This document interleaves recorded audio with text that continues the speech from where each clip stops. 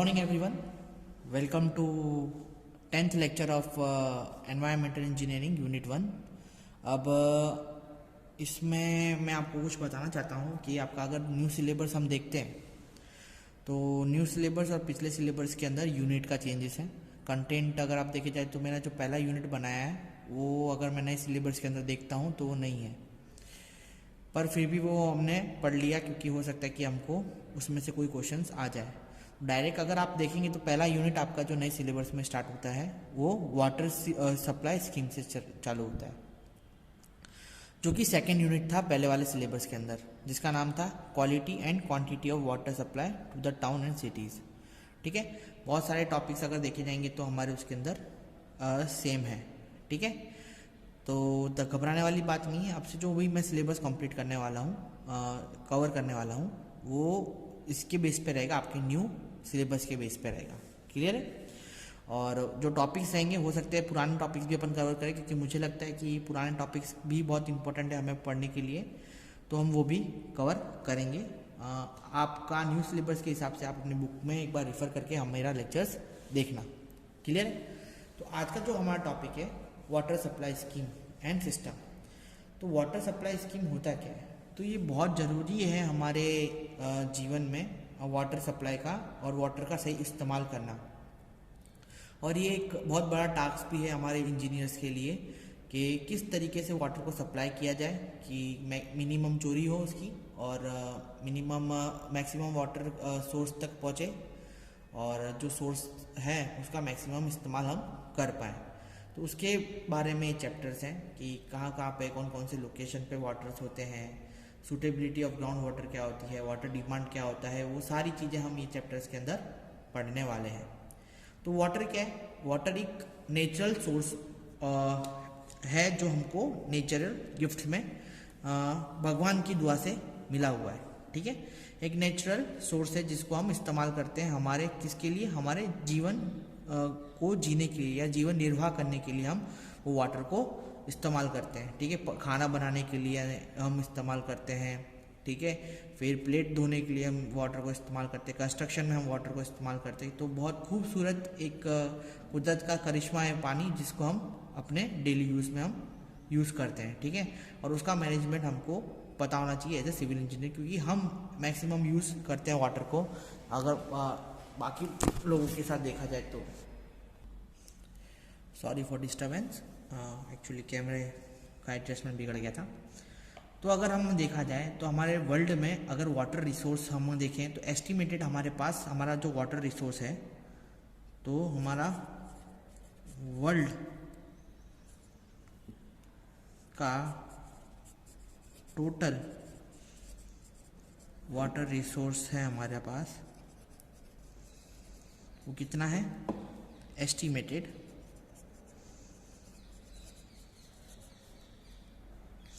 1.38 into 10⁸ mega Hector पर metre. समझ में? कितना है? 1.38 इंटू 10⁸ मेगा हेक्टर जितना हमारे पास एस्टिमेटेड पानी वाटर रिसोर्स का है. अब उसके अंदर भी एक वाटर किस किस तरीके से स्टोरेज में डिस्ट्रीब्यूट हुआ है. तो वाटर डिस्ट्रीब्यूशन इसका इस तरीके से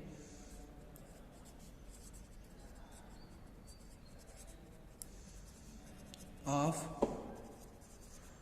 वाटर रिसोर्सेस इस तरीके से, जैसे सी एंड ओशन मतलब समुद्र. ठीक है, फिर a at poles as frozen ice. ठीक है, फ्रोजन आइस भी सोर्स ऑफ वाटर ही है. ठीक है, फिर आता है हमारा ग्राउंड वाटर, है ना, और फिर आता है हमारा रिवर्स एंड लेक्स. ठीक है, ये सब क्या है, इनमें डिफरेंस क्या है, ये भी हम इसके अंदर चैप्टर्स के अंदर पढ़ेंगे. सी और हमारा ओशन जिसको हम खारा पानी बोलते हैं, तो 97% अगर देखा जाए हमारी दुनिया में तो हमारे पास क्या है? खारा पानी, सी का पानी. समझ में? फिर उसमें से 2% जो वाटर हमारा टोटल एस्टिमेशन ऑफ वाटर के अंदर से 2% जो पानी है हमारा वो हमारा फ्रोज़न है, मतलब हमारा आइस बना हुआ है, ग्लेशियर्स में वो पानी फ्रोज हुआ हुआ है, ठीक है।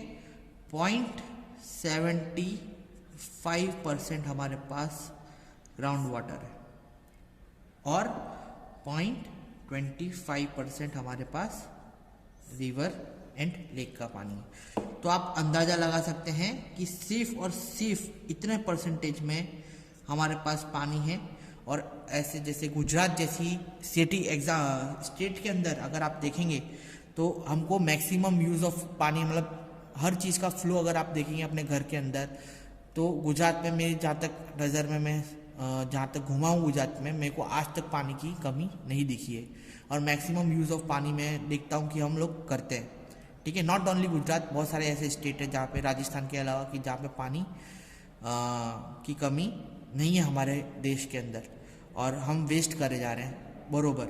अगर देखा जाए तो पूरे वर्ल्ड वाइड में अगर 0.75% ही हमारे पास पीने लायक पानी है, और 0.25% जो बारिश का पानी गिरता है जिसको हम इकट्ठा करते हैं वो रिवर और लेक में जमा होता है, उतना पानी हमारे पास अभी पड़ा हुआ है, ठीक है। तो ये बहुत गंभीर हमारे पास संख्या जो जमा हुई है, जो कि हमें इस पे गौर करने की ज़रूरत है। और हमें हमारे भविष्य की पीढ़ी के लिए भी पानी की कमी ना हो उसके बारे में अगर हम सोचें तो ये जो संख्या है उस पर हमको गौर करके अपने पानी का यूजेस लिमिटेड कर देना चाहिए, एक सलाह के रूप में ये हम लेंगे इसको, ठीक है। और अगर देखा जाए कि ऑन अर्थ सरफेस, ठीक है, on area surface area of earth के अंदर अगर देखा जाए कि 29% लैंड है वो, और 29% जो चीज़ है ज़मीन है वो ऑक्यूपाइड है बाय लैंड, ठीक है। और 71% कवर्ड है अपने ओशन और सी के साथ, समझ में। तो अगर हम देखा जाए तो 29% किससे कवर्ड है, लैंड से कवर्ड है हमारी अर्थ, है ना। और 71% किससे कवर्ड है, ये हमारे वाटर से कवर्ड है। यानी अगर वाटर देखा जाए तो अपना 71% ऑफ वाटर, 71% जो हमारा कंटेन है वो वाटर का है, क्लियर है, ठीक है। तो ये सारी चीज़ें हमको ध्यान रखनी चाहिए। अगर total estimation of water contain on the earth देखा जाए तो 1385.5 इंटू 10⁶ बिलियन क्यूबिक मीटर हमारे पास पानी है, ठीक है, क्लियर है। तो ये थे हमारे थोड़े आंकड़े जो हमने इसके अंदर इंट्रोडक्शन में देख लिए। आज सिर्फ इंट्रोडक्शन ही कराने वाला हूँ मैं इसके बारे में। अब हम देख लेते हैं कि selection of source of water, कि हम कहाँ से हमको सोर्स ऑफ वाटर मिल सकता है, और अगर मेरे को कहीं पे सोर्स निकालना है तो मैं किस तरीके से ज़मीन देखूंगा और जांच पड़ताल करूंगा कि मुझे पता चलेगा कि यहाँ से मुझे पानी मिलेगा, ठीक है। तो सबसे पहले जो सेकंड टॉपिक है उसका नाम अपन लिख लेते हैं कि सेकंड टॉपिक का नाम क्या है, selection of source of water.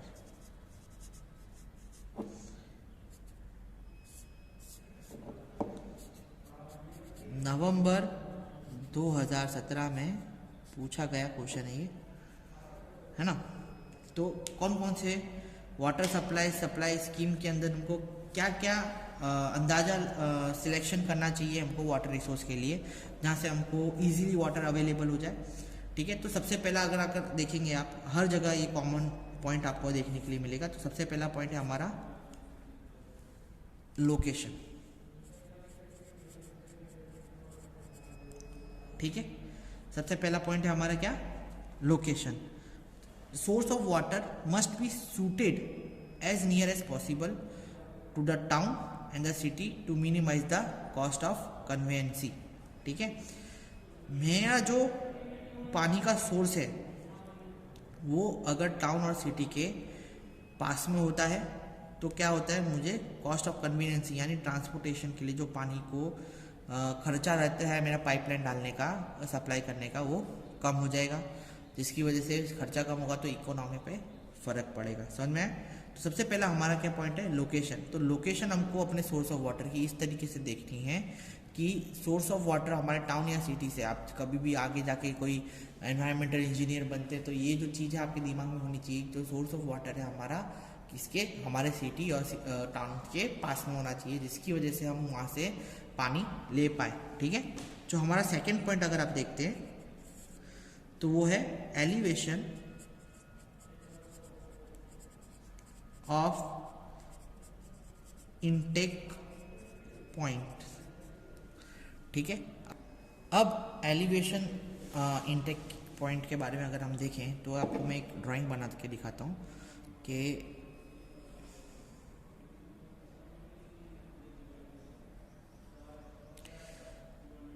समझिए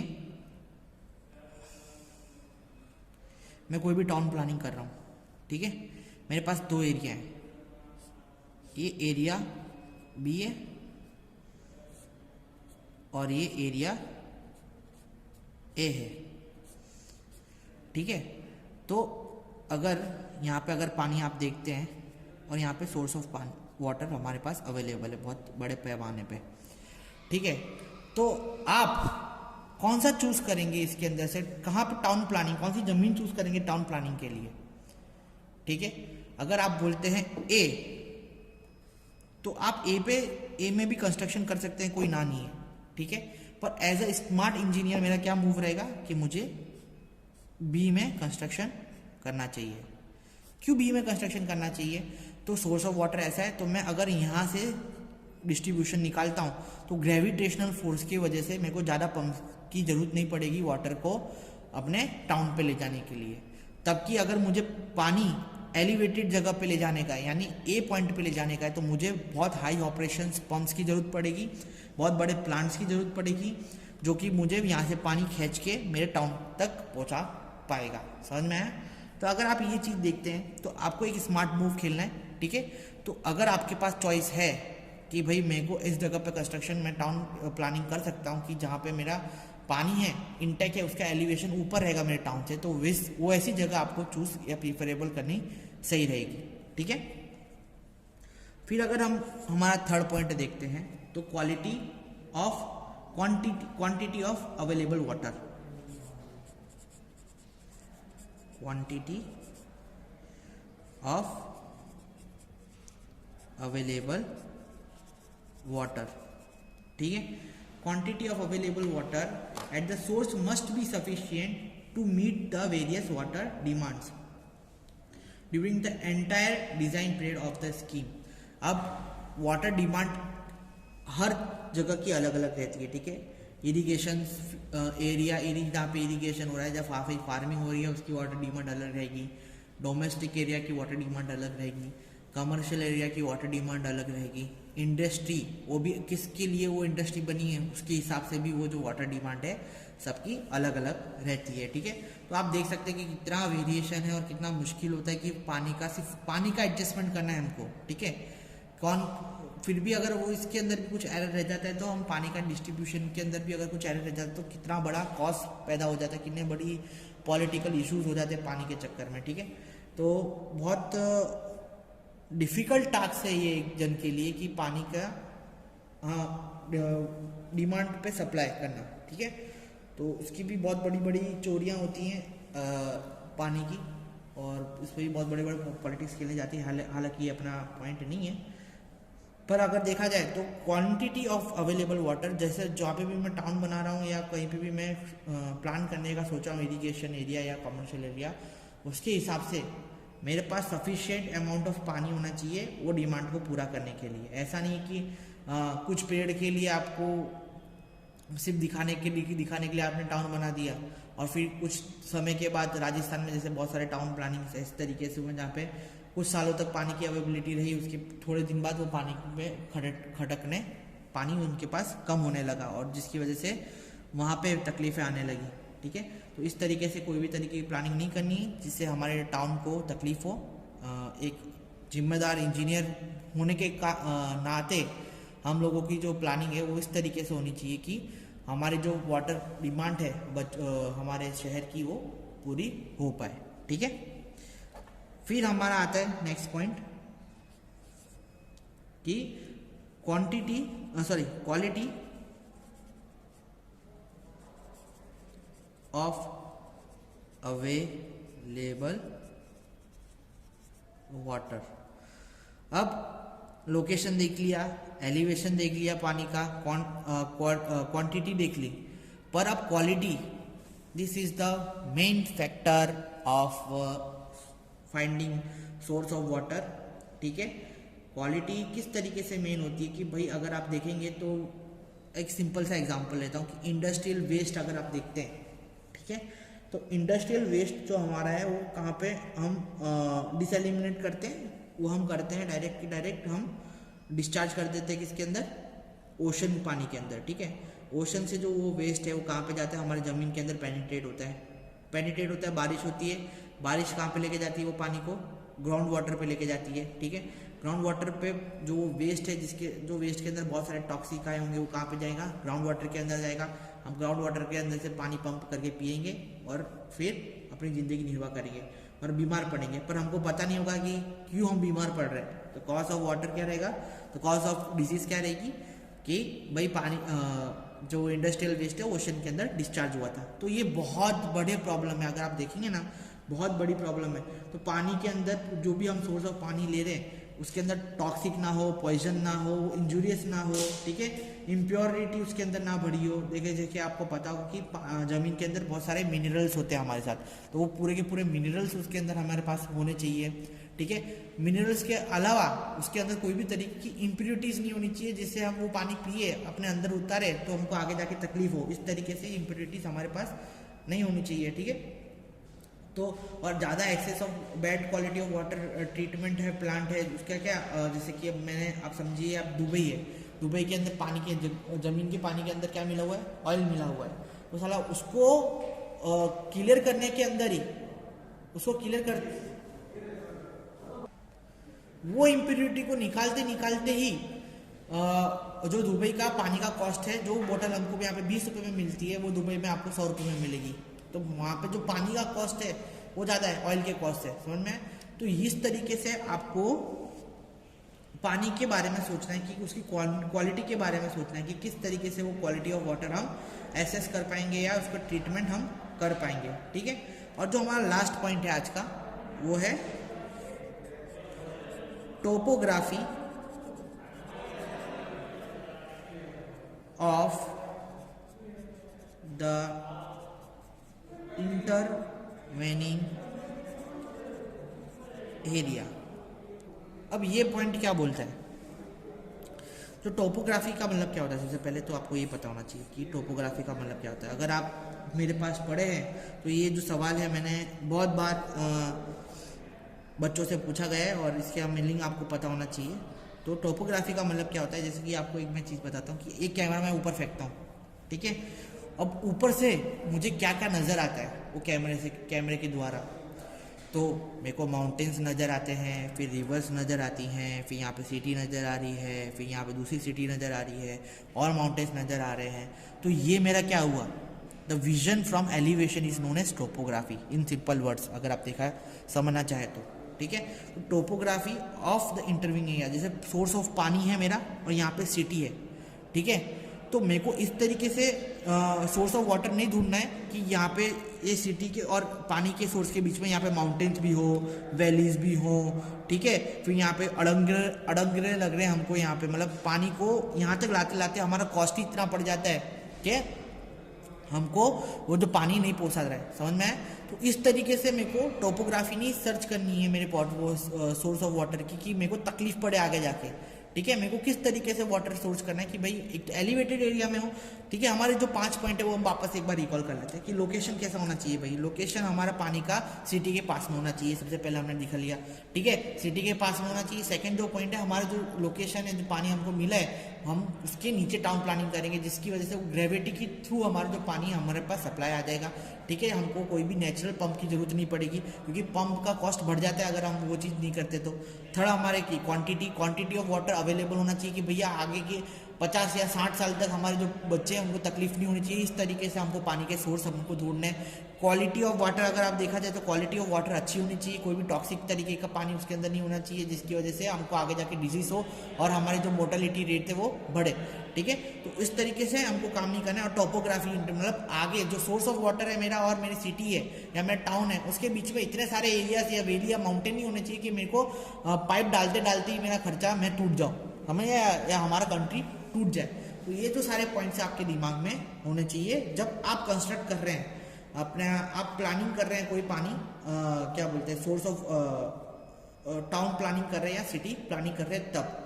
ठीक है, तो ये सारे जो पॉइंट्स है वो आपके दिमाग में आने चाहिए और आपको पता होना चाहिए। ठीक है, तो आज का जो लेक्चर है हम यहाँ तक ही रखेंगे। नेक्स्ट लेक्चर के अंदर हम सोर्स ऑफ वाटर को और एलाबोरेट करके पढ़ेंगे कि कितने तरीके के सोर्स होते हैं और कहाँ कहाँ से सोर्स के पानी हमको अवेलेबल होता है और वो सोर्स के अंदर भी कहाँ से पानी आता है, इसके बारे में भी हम नेक्स्ट लेक्चर में पढ़ेंगे। तो आज का जो लेक्चर है हम यहीं तक ही रखते हैं, कल नए लेक्चर के साथ मिलते हैं। तब तक के लिए शुक्रिया। लेक्चर देखते रहिए और आगे बढ़ते रहिए। मैं देख रहा हूँ कि व्यूज़ नहीं आ रहे हैं, इसका मतलब सारे बच्चे लेक्चर्स नहीं देख रहे। ठीक है, ये आपकी चॉइस है, आप लेक्चर्स नहीं देख रहे हो तो, पर फिर लास्ट में ऐसा ना हो कि इकट्ठा खाना खाना पड़े। इससे अच्छा है कि थोड़ा थोड़ा करके खाना खाओ, क्योंकि इकट्ठा खाना क्या पचता नहीं है। क्लियर? तो मिलते हैं, थैंक यू।